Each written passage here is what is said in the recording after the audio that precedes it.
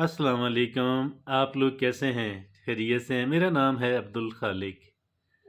ज़िंदगी हमें कहते हैं कि इम्तिहानात के अंदर पहले पढ़ाया जाता है, फिर इम्तिहान लिया जाता है। ज़िंदगी कहते हैं कि पहले इम्तिहान लेती है, फिर सिखाती है।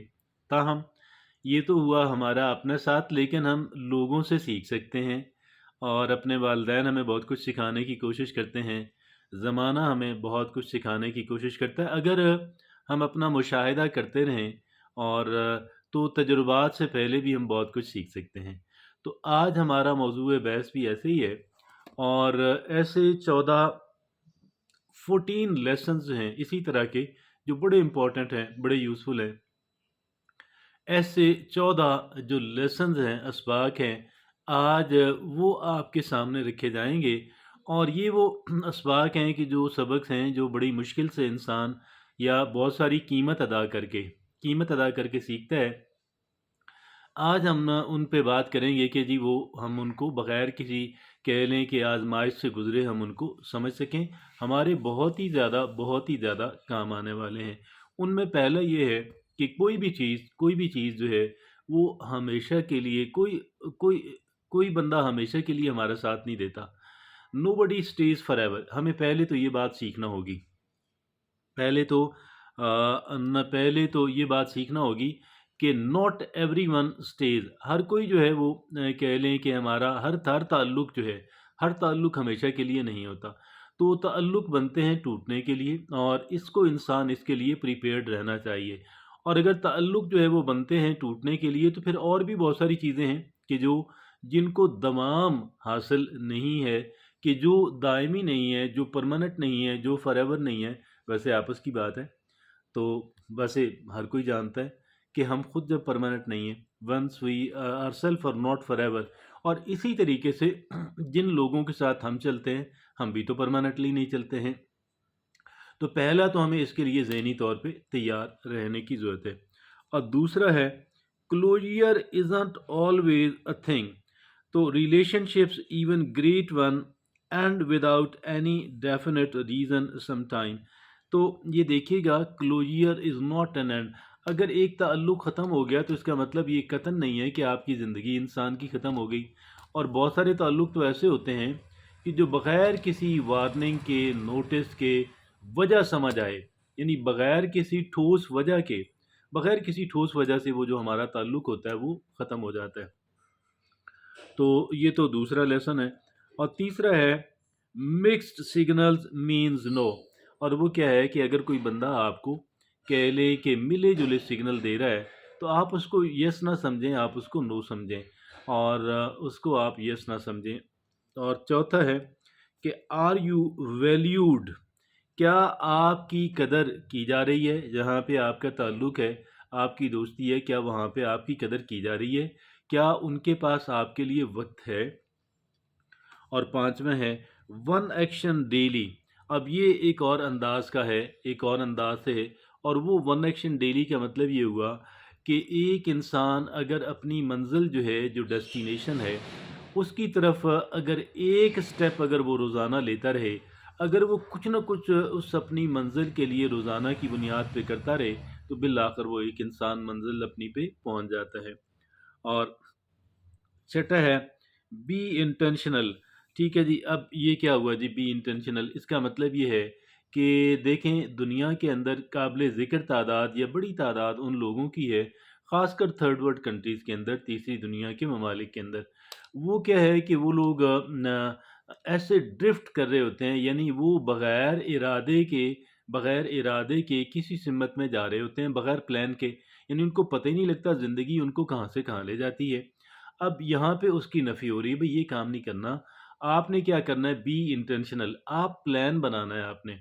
आपने प्लान के मुताबिक जो है वो अपनी लाइफ़ को गुज़ारना है, नॉट विदाउट अ प्लान। ठीक है जी। और ये है। तो जब आप एक प्लान बनाएँगे और फिर आप उस पे कोशिश और मेहनत से काम करेंगे, ठीक है जी? और बजाय इसके कि जी आप वैसे ही हवा के थपेड़ों के साथ इधर और उधर, तो फिर क्या होगा कि जो मौक़े हैं, जो अपॉर्च्युनिटीज़ हैं, वो आपको तलाश कर लेंगी। They will find you. اور آگے 7ویں بات ہے شیئر پروگرس ناٹ گولز. یہ کیا ہوا بھائی؟ آپ ہم لوگوں کو بتاتے ہیں نا کہ یار یہ میرا مقصد ہے، یہ میرا گول ہے، یہ لوگوں کو نہیں بتانا. We don't have to tell this thing to the people at آل.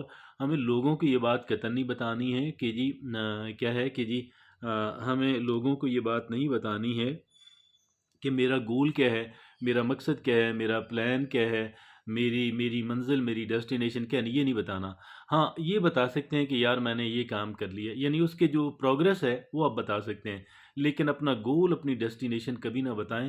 اور وگرنہ کیا ہوگا کہ آپ ڈسکریج ہوں گی. آپ ڈیسٹینیشن بتا دیں کہ یار یہ ہو گیا، اگر بتانا چاہیں تو بتا دیں، اس پہ پابندی نہیں. 8واں کیا ہے ڈو دا ورسٹ فرسٹ. یہ کیا ہوا بھائی؟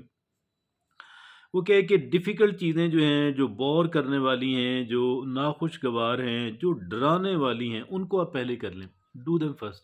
ان کو آخر پہ نہ چھوڑیں، ان کو پہلے کر لیں.